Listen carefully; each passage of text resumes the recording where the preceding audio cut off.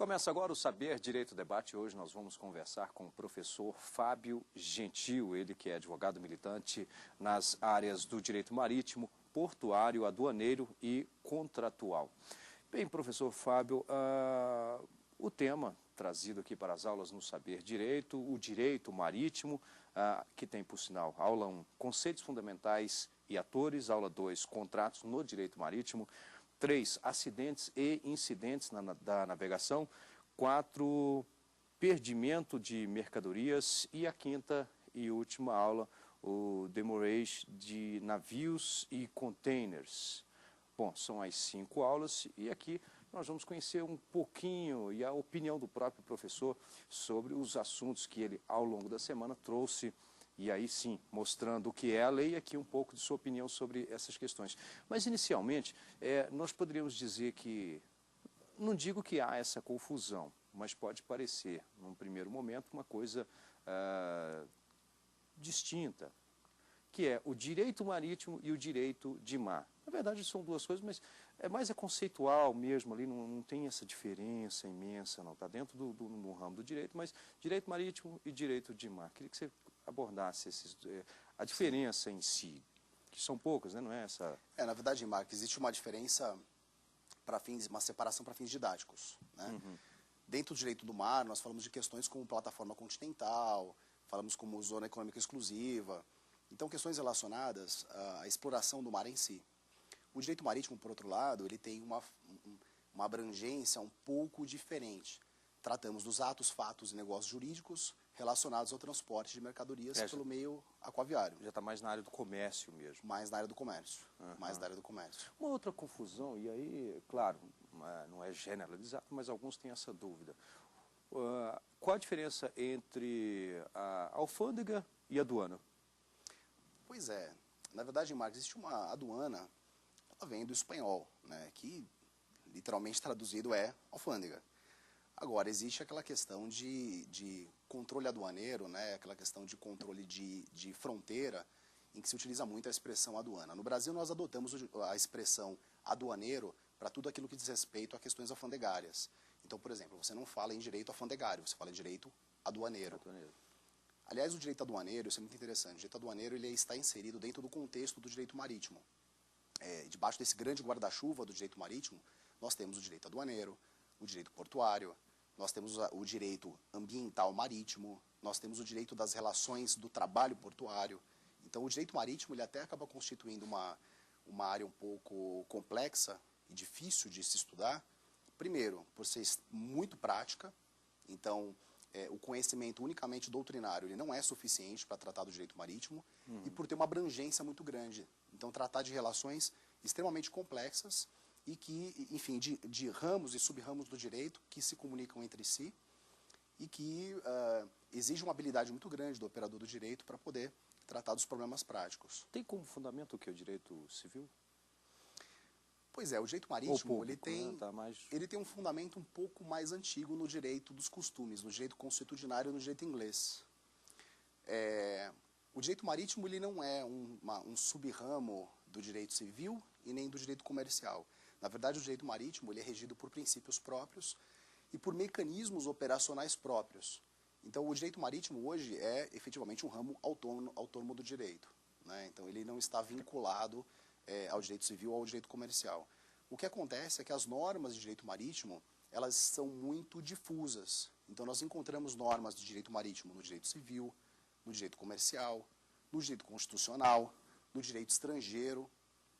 Então, justamente o direito marítimo ele tem essa característica dessa complexidade normativa, né? Isso dificulta muito, né, o manejo no dia a dia.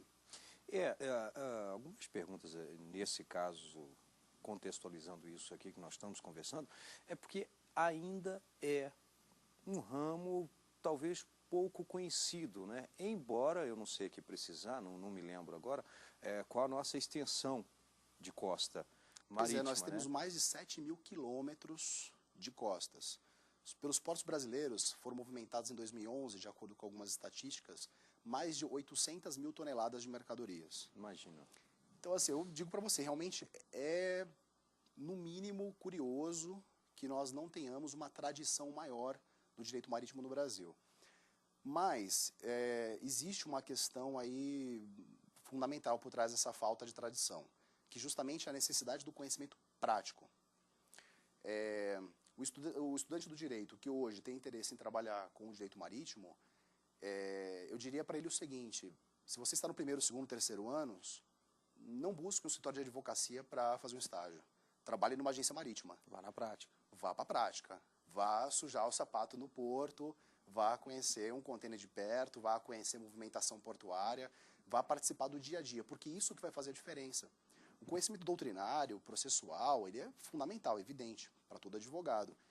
Mas o pano de fundo, né, na verdade, o direito subjetivo, na verdade, a estrutura do trabalho que vai ser desempenhado pelo profissional está relacionada a essa prática do dia a dia, do agenciamento, da compra e venda internacional, dos contratos de seguros.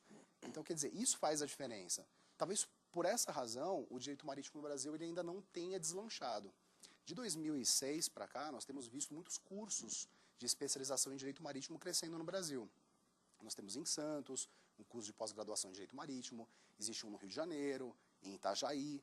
Então, na verdade, existe um movimento de fortalecimento do direito marítimo no Brasil, mas ele ainda não chegou aos níveis necessários para que haja uma representatividade a ponto, por exemplo, de promover a codificação das normas de direito marítimo, que hoje eu entendo que seria uma necessidade para a nossa área. Vamos falar um pouquinho dessa necessidade. Então, daqui um pouquinho, nós vamos fazer agora um rápido intervalo e em seguida estaremos de volta com o Saber Direito Debate. Até já. Estamos de volta com o Saber Direito Debate, hoje conversando com o professor Fábio Gentil. No finalzinho do bloco anterior, nós falávamos justamente da codificação. Queria que você comentasse um pouco essa necessidade. Por que hoje dessa necessidade de uma codificação? Pois é, Mac, hoje nós temos uma situação difícil de gerenciar, que é essa dispersão das normas de direito marítimo no Brasil. Como eu disse, quando nós falamos de direito marítimo, nós temos também correlacionadas outras áreas, como o direito aduaneiro, o direito portuário, o direito ambiental. Então, fica difícil de tratar as matérias, de tratar alguns problemas, muitas vezes, porque você tem normas conflitantes. Quando nós tratamos, por exemplo, de transporte multimodal, nós temos normas de direito aeronáutico que são conflitantes com normas de direito marítimo, que, por sua vez, são conflitantes com normas que tratam do transporte rodoviário de cargas. Para uma mesma carga, para um mesmo contrato. Isso que eu ia pedir um esclarecimento para quem está nos assistindo, inclusive. Vamos supor que uma determinada carga, um container, né, com alguns produtos ali dentro, e aí não é o caso, que talvez para cada segmento de carga tenha uma norma ainda específica também, sim, né, sim. Seja perecível, não, de que natureza é aquele produto, enfim. Mas essa carga sai de um determinado país. Vamos colocar aqui o Porto de Santos como, né, onde vai receber essa carga. Bom, a partir daí nós vamos ter uma distribuição.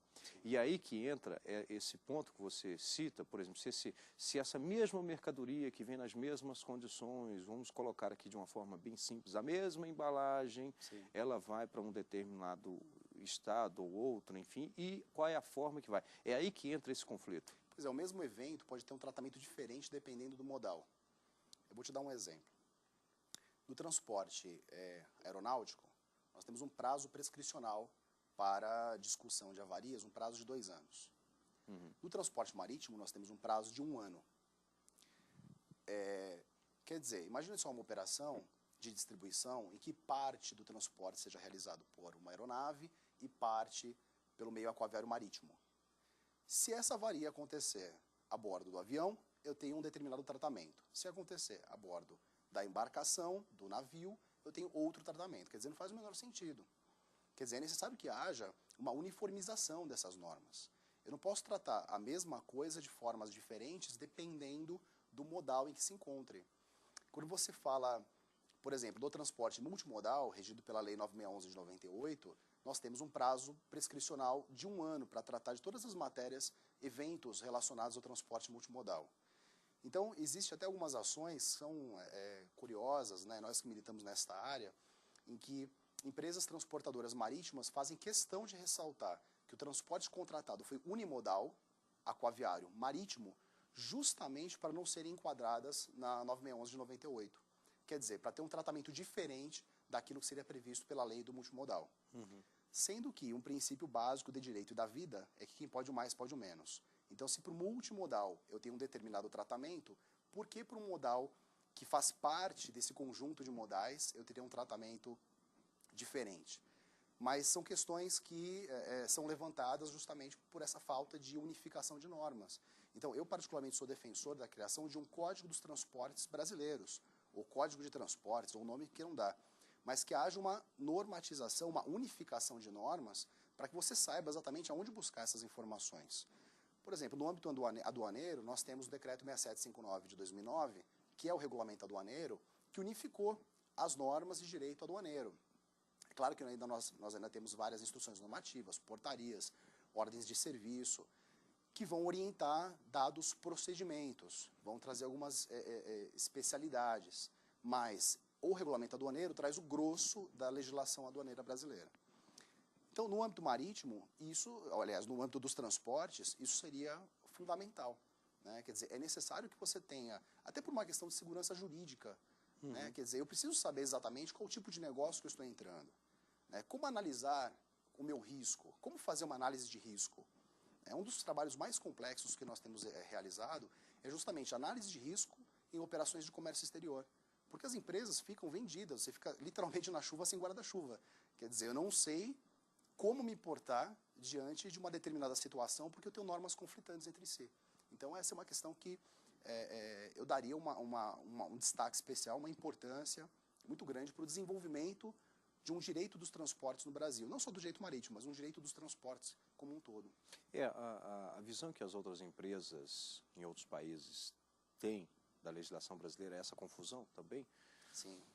Olha, eu trabalhei quase 10 anos com suíços. E eu vou falar uma coisa para você. É muito difícil você explicar para um europeu como as coisas funcionam no Brasil. Tem explicação? Não, pois é, né? Pois é. Tem uma brincadeira que fazem com os advogados, que dizem que o advogado é o abutre do caos, né? Então, e é meio que é verdade. Quer dizer, no meio do caos, você acaba encontrando oportunidade. Mas esse caos, ele causa um estresse muito grande nos profissionais. A gente enfrenta muitas dificuldades para explicar para o estrangeiro como as coisas funcionam por aqui. As questões processuais eu nem menciono, porque a gente trata de jurisdições diferentes, formas diferentes de enxergar o direito.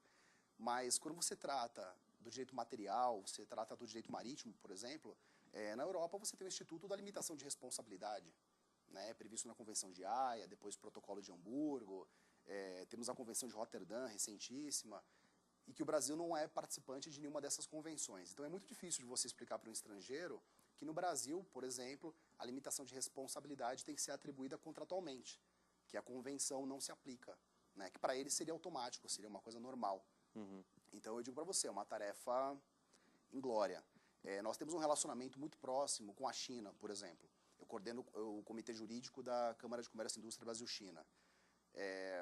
E eu digo para você, explicar para os chineses como as coisas funcionam aqui, porque não é só a dificuldade da diferença das normas, mas a diferença de mentalidade, né? E uma dificuldade linguística também.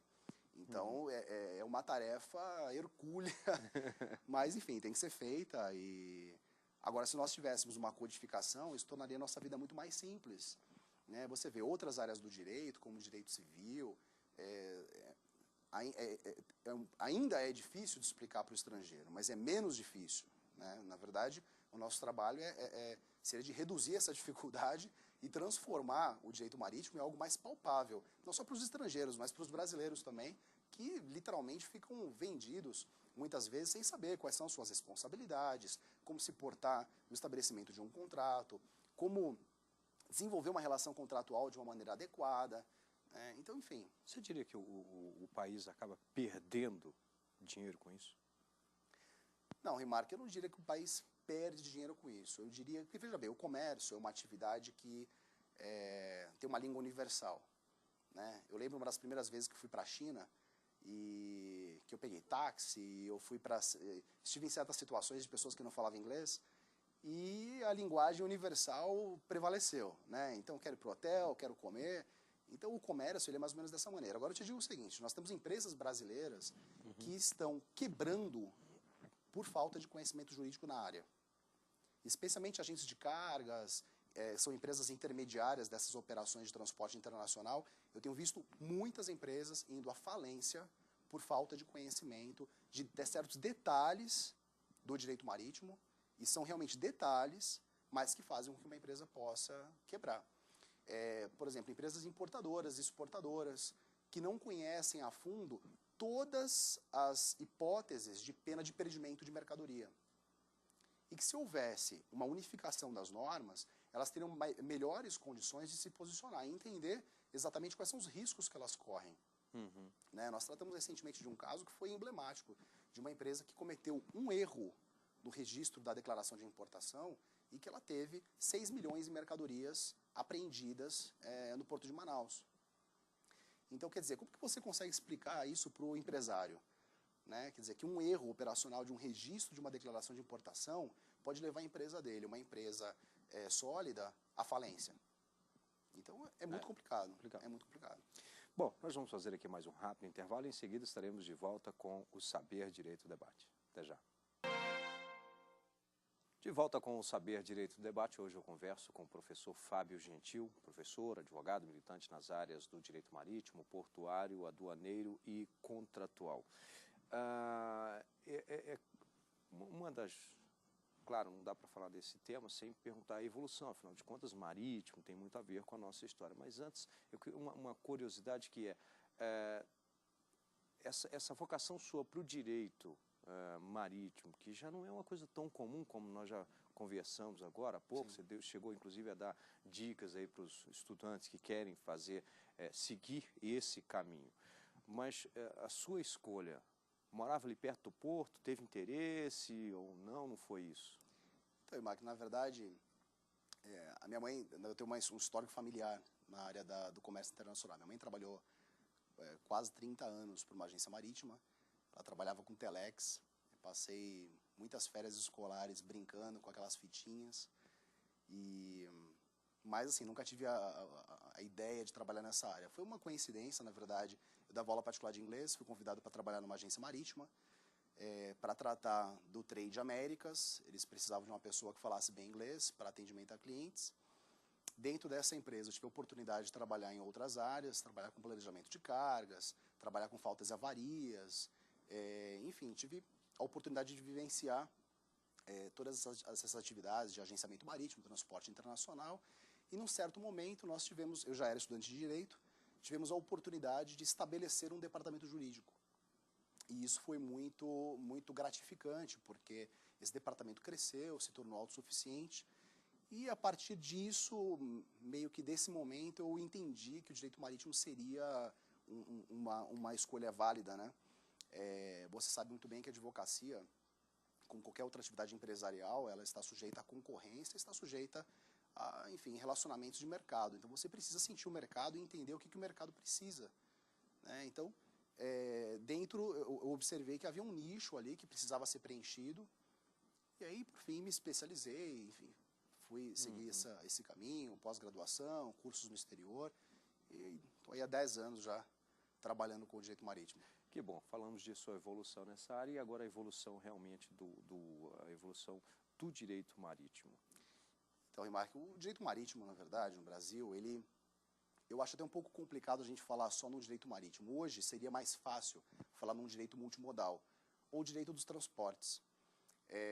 E aí envolvendo todas essas áreas, comércio, relações internacionais. Porque, veja bem, qual que é a base de tudo? É a compra e venda internacional. Só existe porto porque existe carga para passar por esse porto. Só existe aduana, só existe controle aduaneiro porque existe carga para ser controlada. Só existe transporte internacional porque existe carga para ser transportada. Então, a compra e venda internacional é a base de tudo. E quem compra e vende quer um atendimento completo. Hoje fala-se muito em logística integrada. Então, o exportador, ele quer alguém que pegue as cargas lá da sua fábrica do interior, leve até o porto, ou leve até um terminal. Neste terminal, essa carga vai passar por um processamento, embalagem. Então quer dizer, uma série de serviços que o importador e exportador requer. E esses serviços, eles necessariamente envolvem múltiplos modais. Então nós temos o transporte marítimo, nós temos o transporte rodoviário, aéreo, ferroviário, e esses modais se comunicam. Então faz muito mais sentido, e essa é a evolução do direito marítimo no Brasil, tratar de um direito dos transportes, um direito multimodal. Eu particularmente trabalho muito com agentes de cargas que são operadores logísticos por excelência, né? A FIATA, que é o organismo que trata dessas empresas internacionalmente, chama de arquitetos do transporte. Eu acho que é um nome bem representativo para aquilo que eles fazem. E esses arquitetos do transporte, eles precisam desenvolver soluções logísticas adequadas para os seus clientes, levando as mercadorias da origem até o seu destino final. Então a integração... Passando por esses diversos setores que nesse meio acabam... Então essa integração é necessária. Então qual seria a evolução do direito marítimo? Para um direito multimodal, um direito dos transportes como um todo. Bom, vamos aqui para as indicações de literatura. E o professor Fábio Gentil nos traz aqui o curso de Direito Privado da Navegação, volume 1, Direito Marítimo. Está aqui esta obra. Sim. Eu trouxe aqui para você duas obras que são consideradas clássicos do direito marítimo, o livro do professor Sampaio de Lacerda, que é uma base para todos que estudam direito marítimo, e eu trouxe também o livro, o Tratado de Direito Comercial, do professor Valdemar Ferreira. Esse outro. Tá, mas tem uma diferença que volume 1 e volume 2, não é isso, né? Não, que na verdade o volume 2 do professor Sampaio de Lacerda, ele trata de direito aeronáutico. E eu trouxe também esse terceiro livro, que é o curso de Direito Marítimo da professora Eliane Ottaviano, que é uma doutrinadora, uma pessoa que dedicou um tempo enorme à produção dessa obra. São 2 volumes. É uma obra que é imprescindível para qualquer estudante do direito marítimo. E, na verdade, eu teria outras obras que poderia mencionar, mas nós temos muitas coisas do direito inglês, né? Então são livros estrangeiros. Aliás, uma outra dica que eu deixaria para o estudante do direito, aquele que quer trabalhar com direito marítimo, faça inglês. Estude inglês. É impossível trabalhar com direito marítimo sem dominar a língua inglesa, né? 2 dificuldades para quem trabalha com direito marítimo. 1, o jargão, porque são termos muito específicos. E 2, o inglês. Sem dominar o inglês, é uma tarefa quase impossível. Bom, na verdade, no mínimo o inglês, né? Porque certamente ali num porto, eu imagino aqui que tenha navios vindo de várias partes, então automaticamente... Nós temos hoje, por exemplo, a proliferação dos cursos de mandarim, né? Dada a importância da China nas relações comerciais, os cursos de mandarim têm se tornado cada vez mais comuns. Mas para você falar mandarim, você deve demorar pelo menos uns 10 anos para falar bem. O inglês é a linguagem comercial universal, então é muito importante. E o direito marítimo, o berço do direito marítimo é a Inglaterra.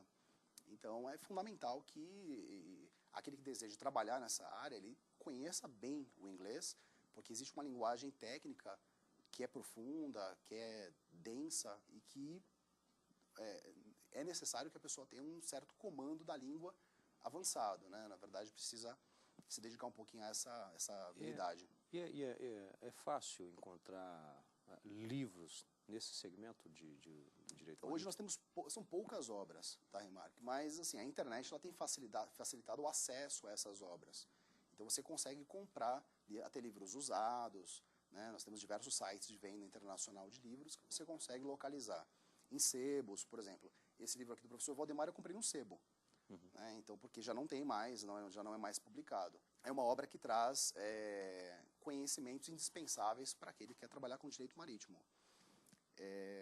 O livro da professora Eliane é facilmente encontrado aí nas melhores livrarias, mas são poucas obras. São poucas obras. Realmente o direito marítimo é um direito muito mais voltado para a prática do que para a doutrina. Bem, eu tive a satisfação de conversar aqui com o professor Fábio Gentil, que ao longo da semana ministrou o curso Direito Marítimo. Lembro que você pode participar do programa, o nosso endereço é saberdireito@stf.jus.br. O programa está disponível no canal da TV Justiça na internet, que é www.youtube.com/saberdireitodebate. Obrigado e até o próximo encontro.